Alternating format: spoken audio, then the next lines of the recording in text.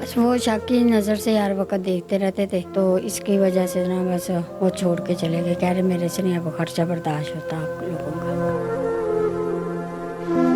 तो दूसरे दिन ही आ गया तो मालूम मकान खाली कर दो। यही रात को भी ये नीचे वाली औरत सबसे नीचे वाली बोल रही थी, कह रही थी पागल लोग आ गए हमारे मोहल्ले में, पागलों के मत्थे लाता रहा इन्होंने सानू।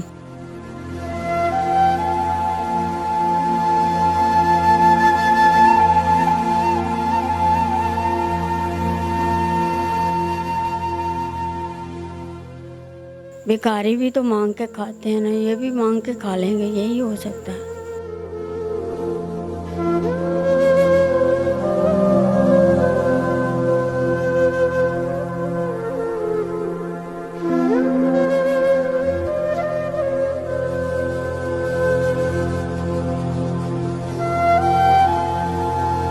22 न्यूज की वीडियोस देखने के लिए हमारा चैनल सब्सक्राइब करें और मौजूद घंटी के बटन को क्लिक करें ताकि आप हमारी आने वाली तमाम वीडियोस से बाखबर रहें। हैरान हूँ तुझको मस्जिद में देखकर गालिब, ऐसा क्या हुआ कि खुदा याद आ गया।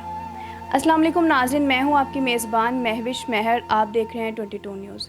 नाज़रीन, आज मैं एक ऐसी बाहिम्मत माँ के साथ मौजूद हूँ जिनके 5 बच्चे हैं और सबके सब माजूर हैं, लेकिन फिर भी ये बाहिम्मत माँ हौसला ना हारी। आइए इनसे इनकी कहानी जानते हैं इन्हीं की ज़ुबानी। सफ़िया आंटी, मुझे ये बताएं कि आपके 5 बच्चे हैं, माजूर हैं, शोहर आपको छोड़ के जा चुके हैं। 6 बच्चे हैं जिनमें से 4 बच्चे माजूर हैं, तो 5वीं बच्ची का इलाज चल रहा है। उसका भी आगे डॉक्टरों ने डाउट बताया हुआ है, ये म्यो हॉस्पिटल वालों ने, तो अभी तक उसका इलाज चल रहा है। डाउट क्या बताया हुआ है? कि भाई वो भी इनकी तरह हो सकती है किसी वक्त भी। ये भी 10 साल की एज में जाके हुए हैं ऐसे। इनके पट्ठों का मसला बना है और ज़हनी कमज़ोरी हो गई, थोड़ी सी वीकनेस आया थी बचपन में, कमज़ोरी थी, उसके बाद आस्ता आस्ता ज़्यादा हो गई। तो आपके शोहर आपको इसलिए छोड़ के चले गए बच्चे माजूर होने की वजह से? बस वो शक की नज़र से यार वक्त देखते रहते थे, तो इसकी वजह से ना बस वो छोड़ के चले गए। कह रहे मेरे से नहीं अब खर्चा बर्दाश्त होता आप लोगों का। तो आप गुजारा कैसे कर रही हैं? आपकी फैमिली में कोई आपको सपोर्ट कर रहा है, बहन भाई?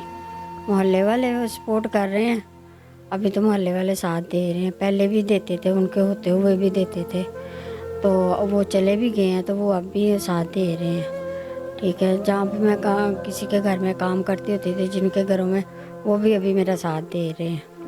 तो हमने सुना है कि आपको कोई रेंट पे घर भी नहीं देता क्योंकि बच्चे माजूर हैं और शौहर आपके सर पे नहीं है, तो फिर आप कैसे गुजारा कर लेती हैं? ये भी अब लिया था तो दूसरे दिन बच्चों को देखा उन्होंने, मोहल्ले वालों ने, तो साथ ही उन्होंने जवाब दे दिया था। दूसरे दिन ही आ गया था मालूम मकान खाली कर दो।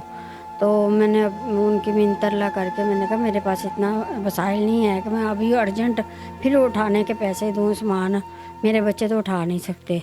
मैं कहा इतना अफोर्ड कर सकती हूँ ये किराया जो रेहड़ियों का ट्रालों का, मैं कहा मैं इतना कर सकती, तो मैं कहा मेरे पास इतना अभी अफोर्ड नहीं कर सकती मैं। यही रात को भी ये नीचे वाली औरत सबसे नीचे वाली बोल रही थी, कह रही थी पागल लोग आ गए हमारे मोहल्ले में, पागलों के मत्थे लाता रहा इन्होंने सानू। मोहल्ले वालों का भी अच्छा रवैया नहीं है आपके साथ? नहीं, ये मोहल्ले वालों का रवैया नहीं अच्छा। जहाँ पे पहले मैं रहती थी वो मेरे साथ सपोर्ट करते, वो उधर से भी मेरे आके तो मुझे सपोर्ट करके जाते हैं। तो आपके रिश्तेदार, आपके माँ बाप, बहन भाई?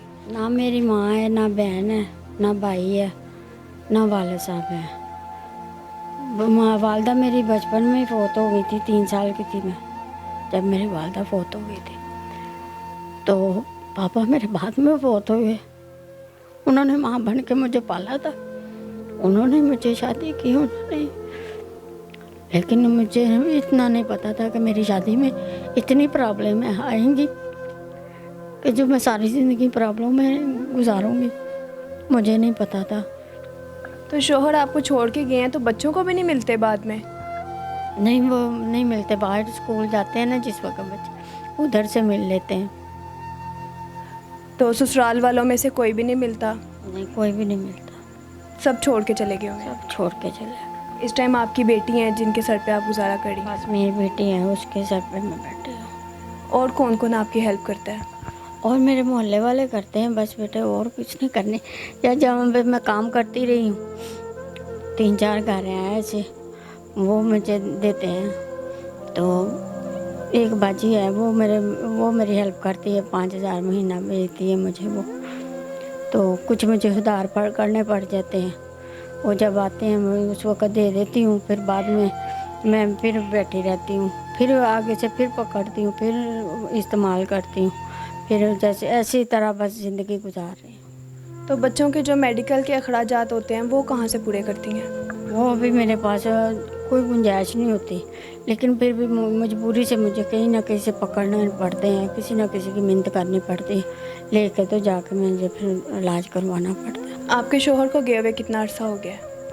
वो सर्दियों का गए हुए हैं, हो गए 7-8 महीने हो गए उनको गए हुए। तो आपने कोई खर्चा वगैरह नहीं लिखवाया बच्चों का? नहीं, उन्होंने लगाया ही नहीं, अभी तक नहीं लगाया। मैंने अब दावा किया है वकील को, मैंने कहा बेटा मेरे पास तो कुछ है नहीं, ये देख लो, ये मेरे घर के हालात हैं, ये सारा कुछ है। तो उन्होंने कहा भाई आप ऐसा कीजिए, अभी तो आपका हम केस उठा लेते हैं, जब आपको मिलेंगे ना उस वक़्त आप मुझे दे दीजिएगा। तो बच्चे आपके अकेले के तो नहीं हैं, आपके शोहर के भी हैं, वो क्यों तंग आ गए, आप क्यों नहीं तंग आई? हुकूमत वक्त को आप कुछ कहना चाहेंगे? मैं बेटा यही कहना चाहती हूँ कि मेरे बच्चों की छत का कुछ कर दें, कि मेरे बच्चे अपनी छत के नीचे बैठ सकें। तो ये है, खाना तो मांग के भी खा लेंगे, ये भिखारी भी तो मांग के खाते हैं ना, ये भी मांग के खा लेंगे, यही हो सकता है। जी, तो नाज़रीन हमारे साथ मौजूद ये माजी की कहानी आपने जानी है। हमारे आसपास कुछ ऐसे सफ़ेदपोश लोग मौजूद होते हैं जिनकी हमें हेल्प करनी चाहिए, जो डिज़र्व करते हैं। इसी के साथ अपनी मेज़बान महविश महर को दीजिए इजाज़त। देखते रहिए 22 न्यूज़। अल्लाह हाफ़िज़।